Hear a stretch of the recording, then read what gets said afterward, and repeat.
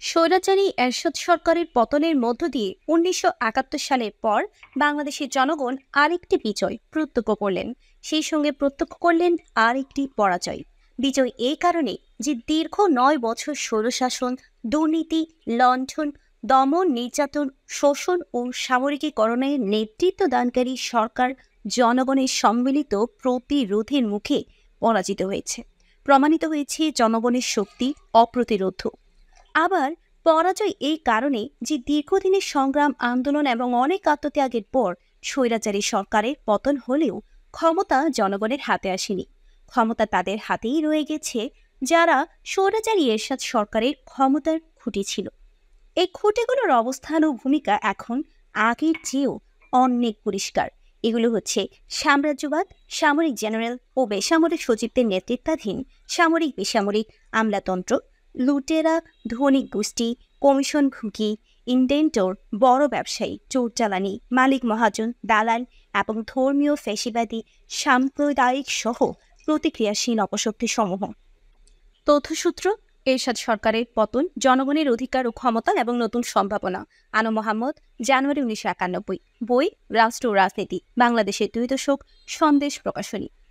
অর্থনীতিবিদ আনু মোহাম্মদ কথাগুলো লিখেছিলেন ছাত্র জনতার গণ অভ্যুত্থানে স্বৈরাচার এরশাদ সরকারের পতনের মাসখানিক পর ১৯৯১ জানুয়ারিতে। স্বৈরাচার এরশাদ পতনের বিজয়ের আনন্দের মধ্যে উচ্চারিত আনু মোহাম্মদের কথাগুলোর সত্যতা অনস্বীকার্য। পরবর্তী ৩ দশকে বারবারই প্রমাণিত হয়েছে যে স্বৈরাচারের খুঁটিগুলোর পতন না হলে শুধু ব্যক্তি স্বৈরাচারের পতনের মধ্য দিয়ে দেশে গণতন্ত্র আসে না। ৯০-এর গণ অভ্যুত্থানের ৩ দশকের বেশি সময় পর সারা দেশের মানুষ যখন ২০২৪-এর ছাত্র জনতার অভ্যুত্থানে আরেক স্বৈরাচার শেখ হাসিনার পতনের আনন্দ উদযাপন করছেন, তখন এই কথাগুলো স্মরণ করার উদ্দেশ্য হল ইতিহাসের তিক্ত পুনরাবৃত্তি ঠেকানোর জন্য অভ্যুত্থানকারী ছাত্র জনতার দৃষ্টি আকর্ষণ। ৯০-এর গণ আন্দোলনের সময় ছাত্র জনতা সহ বিরোধী রাজনৈতিক শক্তির আকাঙ্ক্ষা ছিল গণতন্ত্র প্রতিষ্ঠার, কিন্তু আন্দোলনে বিজয়ের পর প্রয়োজনীয় সাংবিধানিক, কাঠামোগত ও প্রাতিষ্ঠানিক সংস্কারগুলো করতে না পারার কারণে স্বৈরতন্ত্রের খুঁটিগুলো অক্ষুণ্ণ থেকে যায় এবং গণতন্ত্র প্রতিষ্ঠার আকাঙ্ক্ষা বাস্তবায়িত হয়নি। ৯০ স্বৈরাচার বিরোধী আন্দোলনে চূড়ান্ত পর্যায়ে ঘোষিত ৩ জোটের রূপরেখায় আন্দোলনের দাবি ও লক্ষ্য ছিল অবাধ ও নিরপেক্ষ নির্বাচন, রেডিও, টেলিভিশন সহ সব রাষ্ট্রীয় প্রচার মাধ্যমকে স্বাধীন ও স্বায়ত্তশাসিত সংস্থায় পরিণত করা, নির্বাচনে প্রতিদ্বন্দ্বী সব রাজনৈতিক দলের প্রচার প্রচারণার অবাধ সুযোগ নিশ্চিত করা, জনগণের মৌলিক অধিকার সংরক্ষণ, বিচার বিভাগের স্বাধীনতা ও নিরপেক্ষতা এবং আইনি শাসন নিশ্চিত করা এবং মৌলিক অধিকারের পরিপন্থী সব আইন বাতিল করা। বাস্তবে এইসব দাবি ও লক্ষ্যের কোনোটি বাস্তবায়িত হয়নি। এর কারণ হলো এই দাবি ও লক্ষ্যগুলো বাস্তবায়নের জন্য যেসব সাংবিধানিক ও প্রাতিষ্ঠানিক সংস্কার করা প্রয়োজন ছিল সেগুলো করা হয়নি। যেমন সংবিধানের যে ৭০ অনুচ্ছেদের মাধ্যমে সংসদ সদস্যদের দলীয় আনুগত্য পোষণ করতে বাধ্য করা হয়, সেই অনুচ্ছেদ সহ প্রধানমন্ত্রী শাসিত সাংবিধানিক স্বৈরতন্ত্রে পরিণত হওয়ার হাত থেকে সংসদকে রক্ষা করার মতো অত্যাবশ্যকীয় সংস্থায় গুরুত্ব পায়নি। বিচার বিভাগের স্বাধীনতা নিশ্চিত করা, মৌলিক অধিকার পরিপন্থী আইন কানুন বাতিল করা, আমলাতন্ত্র ও পুলিশ প্রশাসন সংস্কার ইত্যাদি কোনো কিছুই করা হয়নি। এরশাদ সরকারের পতনের পর রাজনৈতিক হত্যা, লুণ্ঠন, দুর্নীতি যথাযথ তদন্ত ও বিচার হয়নি। স্বৈরাচার এরশাদকে কিছুদিন জেল খাটার বিনিময়ে রাজনীতিতে পুনর্বাসিত হওয়ার সুযোগ করে দেওয়া হয়। একইভাবে লুটেরা ব্যবসায়ীদের আধিপত্য খর্ব করার মতো প্রয়োজনীয় অর্থনৈতিক সংস্কার কার্যক্রম হাতে নেওয়া হয়নি। ঋণের নামে ব্যাংক লুণ্ঠন বরাবরের মতোই চলতে থাকে। গত ১৫ বছরে অসংখ্য গুম, ক্রস ফায়ার ও বন্দুকযুদ্ধ হয়েছে। শেখ হাসিনা ও তার ঘনিষ্ঠদের সিদ্ধান্তে এগুলো করা হয়েছে। কোনো প্রক্রিয়ায় এগুলো করা হয়েছে এবং কারা কখন সিদ্ধান্ত নিয়েছে এবং কারা কিভাবে তা বাস্তবায়ন করেছে এই সম্পর্কিত নানা ধরনের ডকুমেন্ট বা নথি থাকার কথা। এইসব নথি উদ্ধার করা এবং জনগণের সামনে প্রকাশ করা খুবই জরুরি। কাজেই ২০২৪ সালে ৪ শতাধিক ছাত্র জনতার অভূতপূর্ব আত্মত্যাগের বিনিময়ে অর্জিত দ্বিতীয় স্বাধীনতার বিজয় যেন হাতছাড়া না হয়, সেজন্য এখন থেকেই সতর্ক হতে হবে। স্বৈরাচারের ক্ষমতার খুঁটিগুলো যত দ্রুত সম্ভব জ্যানতেনভাবে একটি নির্বাচন অনুষ্ঠান করতে চাইবেই। নির্বাচন আমাদের দরকার অবশ্যই, কিন্তু সংবিধানের স্বৈরতান্ত্রিক ও মৌলিক অধিকার পরিপন্থী বিধানগুলো অক্ষুণ্ণ থেকে গেলে আবারও স্বৈরতন্ত্র কায়েম হবে।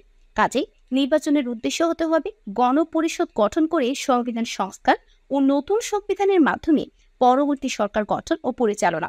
আর নির্বাচনের আগেই অন্তর্বর্তী সরকারের কাজ হবে জুলাই আগস্টের গণহত্যা সহ গত ১.৫ দশকের গুম, ক্রসফায়ার, বন্দুকযুদ্ধের বিচারের উদ্যোগ নেওয়া। নিরপেক্ষ ও আন্তর্জাতিক মানের বিচার করার জন্য জাতিসংঘের সহায়তা নেওয়া যেতে পারে। গত ১৫ বছরেই অসংখ্য গুম, ক্রসফায়ার ও বন্দুকযুদ্ধ হয়েছে। শেখ হাসিনা ও তার ঘনিষ্ঠদের সিদ্ধান্তে এগুলো করা হয়েছে। কোন প্রক্রিয়ায় এগুলো করা হয়েছে, কারা কখন সিদ্ধান্ত দিয়েছে এবং তারা কিভাবে তা বাস্তবায়ন করেছেন, এই সম্পর্কিত নানা ধরনের ডকুমেন্ট বা নথি থাকার কথা। এইসব নথি উদ্ধার করা এবং জনগণের সামনে প্রকাশ করা খুবই জরুরি। তাছাড়া এখনো যারা গুম বা নিখোঁজ আছেন তাদের সন্ধান করতে হবে, দ্রুত মুক্ত করতে হবে। আর যারা গুমের শিকার হওয়ার পর ফিরে এলেও ভয়ে মুখ খুলতে পারেননি, তাদেরও মুখ খোলার উপযুক্ত সময় এখন। গত ১.৫ দশকে শেখ হাসিনা এবং তার ঘনিষ্ঠ রাজনীতিবিদ, আমলা ও ব্যবসায়ীরা মিলে এক মাফিয়া রাজত্ব কায়েম করেছিলেন। এই মাফিয়ারা ব্যাংকগুলো থেকে জনগণের অর্থ অবাধে লুণ্ঠন করেছেন, বাজারে সিন্ডিকেট করে জনগণের পকেট কেটেছেন ও বড় বড় মেগা প্রকল্পের নামে হাজার হাজার কোটি টাকা চুরি করেছেন। রীতিমতো পদ্ধতিগতভাবে এই লুণ্ঠন ও দুর্নীতির টাকা বিদেশে পাচার করেছেন, যার ফলে দেশের রিজার্ভ খালি হয়ে গেছে। বাংলাদেশ ব্যাংক থেকে শুরু করে সরকারের বিভিন্ন মন্ত্রণালয়, দুদক, গোয়েন্দা সংস্থা ও সংবাদ মাধ্যমগুলোর কাছে এই সম্পর্কিত বহু তথ্য প্রমাণ রয়েছে, যা এতদিন অপ্রকাশিত ছিল।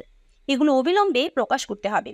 লুটেরা দুর্নীতিবাজদের বিচারের আওতায় আনতে, বাংলাদেশের অর্থনৈতিক অবস্থার প্রকৃত চিত্র জানতে ও ভবিষ্যতের বাংলাদেশ গড়তে এইসব তথ্য প্রকাশ করা জরুরি। ১.৫ দশকে প্রতিবেশী দেশ ভারত সহ বিভিন্ন দেশের সঙ্গে যেসব চুক্তি করা হয়েছে সেগুলো প্রকাশ করতে হবে।